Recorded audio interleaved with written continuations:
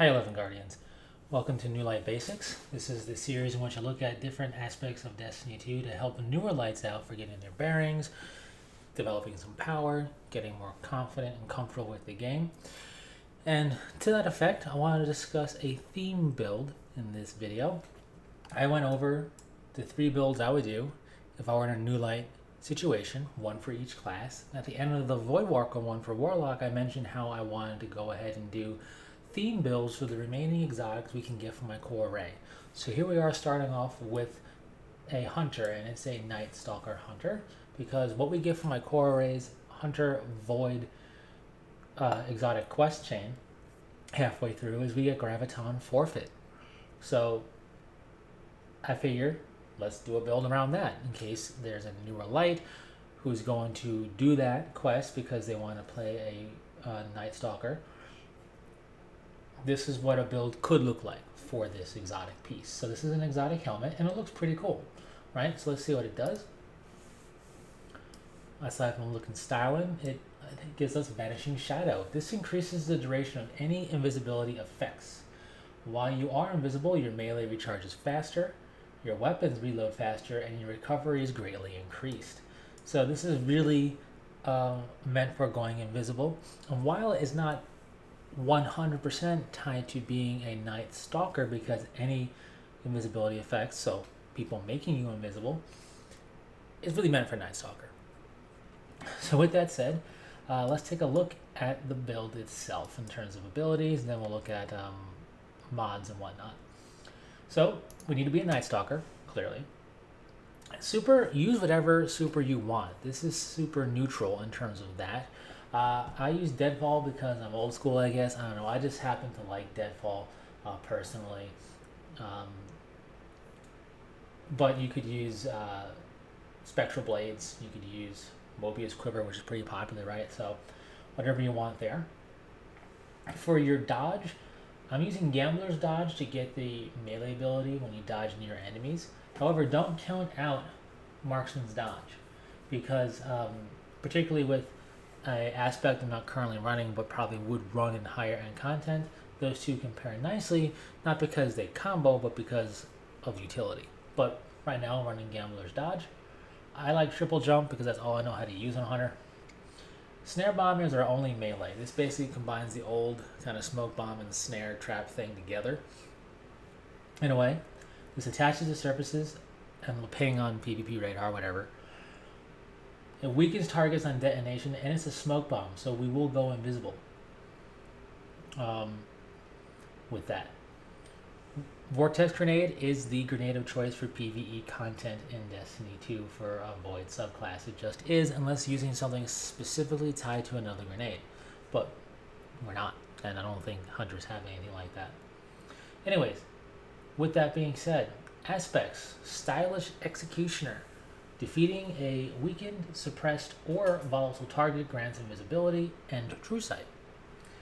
After performing a Stylish Execution, your next melee attack while invisible weakens targets. So that's pretty cool. And then Trapper's Ambush is the other aspect that we're running here. You activate a quick fall to spend your melee charge and dive to the ground. This creates a smoke cloud upon impact, and then that smoke cloud dissipates. Targets caught in the cloud are weakened and allies are made invisible. Plus, your smoke bomb makes nearby allies invisible when it attaches to nearby surfaces or targets. So this is a bit of utility. And both grant us 2 fragment slots each. The other thing that you could run is Vanishing Step in place of Stylish Executioner. Vanishing Step is just dodging makes you invisible. That's all it does. But it's on demand, consistent, and safe. And in higher end content, you could do this while behind covers and then go out and revive somebody or whatever else. And you can do this with Marksman's Dodge and have a weapon that takes the longest to reload. So you dodge, it's reloaded, you go and get the person while you're invisible, etc.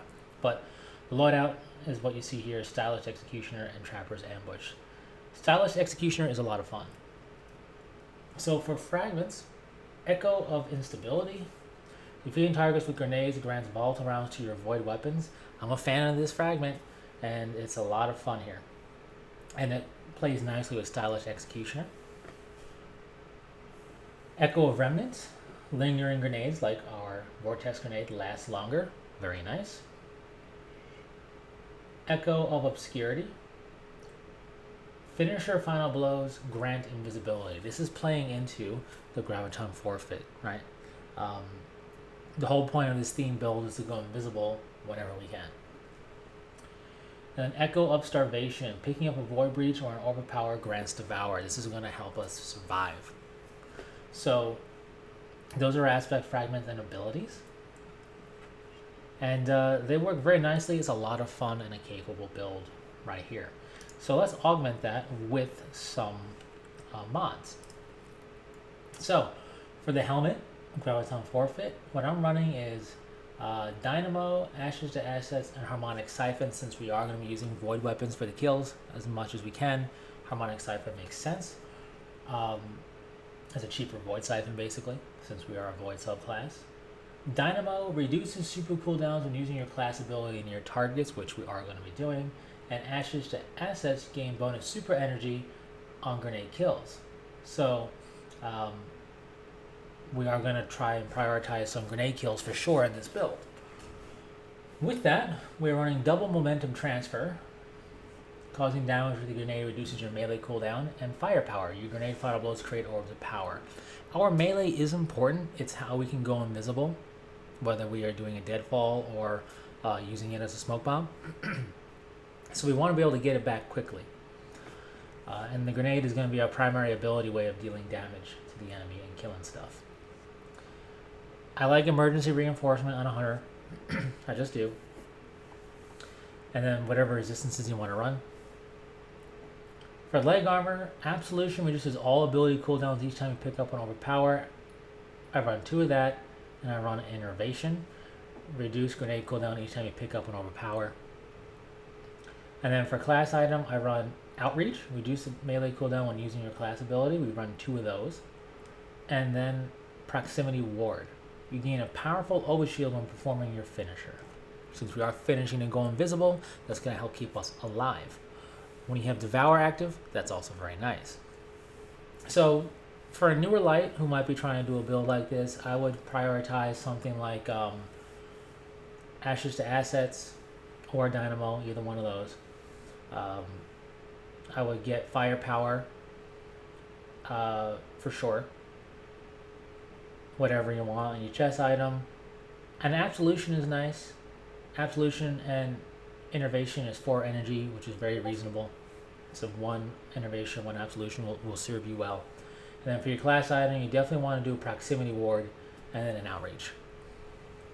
Definitely a Proximity Ward for that strong overshield while we are finishing off opponents. So with that said, weapon-wise, Void Weapons are key. I'm running not the best Void Weapon setup, but it's what my hunter has, so that's what I'm running.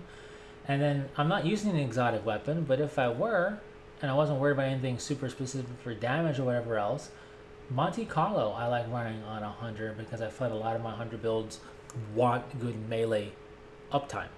So there you go. In any case, a fun build that is quite capable. And you'll see just how the invisibility works for us and how often we can go invisible and have fun with it that way and be quite capable doing it coming up. So stay tuned for that.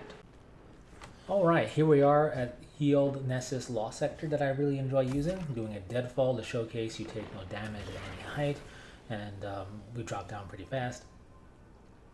We go invisible because of the deadfall ability, and our melee is a bit over half full just from being invisible. So we're going into a basic Law Sector, sure, but this is a way to learn the build, get a feel for it, see how abilities regenerate in this case when we're invisible, in case of melee, in the case of melee and whatnot. Also get a feel for how long we can stay invisible, what it's like to be invisible, what you can do, and for any build it's just good to kind of get a sense of what you're going to be experiencing, right, without being in the harder content. Because yes, harder content will change things, but when you are in that harder content, you want to have some bearing of how the build's going to act for you. So here we see Stylus Executioner really helping us with those different like volatile, weekend, and so on things. This build also will go invisible with finishers, so don't forget that. We will see that going on in this lost sector. Invisibility is more than just a neat gimmick. I wish it was a bit more than what it is, but it is more than a neat gimmick. It will allow us to reposition, and for the most part, enemies won't be able to track you. They'll shoot more so where you were last known to be and whatever else, and pay attention there, allowing you to position like you see. So it's a lot of fun. Now, with that said, Graviton Forfeit does take a little bit of getting used to, right? Especially when to stay invisible for the full duration for the melee energy, when to just get kills of opportunity and really go invisible and so on. So that's what, again, part of doing some lost sector, basic lost sectors will help you figure out. In any case, it is actually a lot of fun. This Graviton Forfeit helmet is definitely not a void exotic to sleep on for hunters. It's a worthwhile thing to definitely have in your collection and give it a shot. So with that being said, we're going to see it in another lost sector situation to kind of just further showcase what it can do in a bit of a longer one, so stay tuned for that. Alrighty, this is a Throne World lost sector. A little bit longer of a lost sector than the stuff on Nessus, so we get to see it in action for a bit more. But just to do some closing thoughts on this whole theme build, this shade build of Graviton Forfeit. What we're doing isn't because of Graviton Forfeit, right? The ways in which we can go invisible are ways in which Night Stalker can go invisible in general. But Graviton Forfeit enhances that invisibility, right? So it makes it just a bit better for us. And even though that's all it does, that's actually quite potent, right? We can stay alive better, we can get our melee back even faster. We can do these things because of Graviton Forfeit. But the reason I bring it up is because while this, is using Graviton Forfeit for the theme build, because you can get this exotic as a newer light for basically free very quickly and easily from my core array once you get the Void subclass exotic quest, right? The bones of this build can be utilized with other exotics you might come across along the way. So if you really want to use, for example, Omnioculus, you could run this build or something very similar to this, so you already have the bones kind of in place for you and you have a feel of how it goes. So particularly for newer lights, because if you got an exotic once, you can always reacquire it from your collections, even though it doesn't have the best stats. But particularly for newer lights who may not have the exotic that they are really looking for just yet, for Night Stalker, this can be a nice kind of a bridge exotic to get you going and also be quite capable and fun at the same time. So as far as the build goes, it's got strength. It is going to rely a bit more on having good void weapons, since that's the way I built it. But it is a lot of fun, and it has power to boot. And in a power fantasy situation, you don't just want raw power, because if you're not having fun with it, it can feel more like a chore, as weird as that might sound. So if something isn't quite pure raw power, but has a lot more fun for you, then it's going to feel better overall for you, even if it's not the quote-unquote greatest of builds in comparison. And this build is no slouch. I'm not saying that it's a slouch at all. I'm just stating the fact that there is a build or two out there for Night Stalker that don't utilize Graviton Forfeit that could be considered by the community at large to be a superior build, and that's fine. You don't always need to have the absolutely best build out there according to statistics or whatever. It kind of sounds weird to say that because I don't want to undersell this build. I'm also not trying to oversell it. It is a very stout build though. A build that you would definitely have no problem taking into some higher content for sure.